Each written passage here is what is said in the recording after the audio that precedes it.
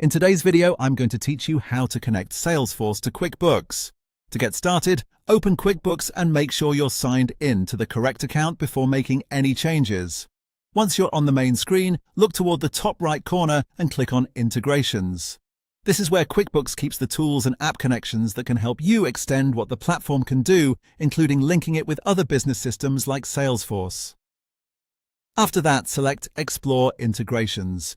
This will take you to the Integrations Marketplace, where you can browse available apps and services that work with QuickBooks. If you already know what you're looking for, the fastest option is to use the search feature rather than scrolling through everything manually. In the search bar, type Salesforce CRM. This should bring up the integration page specifically for Salesforce. Once the results appear, click into the Salesforce CRM listing so you can review the app details.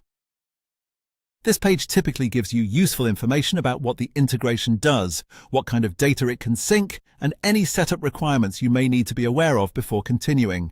Taking a moment here to confirm that you've selected the correct app can help avoid confusion later, especially if there are similar-looking tools or third-party connectors available. When you're ready, go to the top right of that page and click Get App Now. This will begin the process of adding the Salesforce integration to your QuickBooks account. From there, continue with the setup process that QuickBooks provides.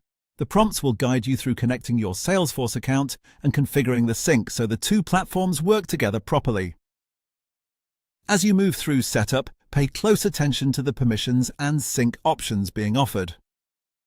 These settings are important because they determine how information flows between Salesforce and QuickBooks. Depending on your workflow, you may want to review each screen carefully before confirming, so the integration matches the way your business operates. Once the setup is complete, the connection should be in place and ready to use. At that point, you can begin working with the integration as configured through the setup process. And that's all there is to it. That's how to connect Salesforce to QuickBooks.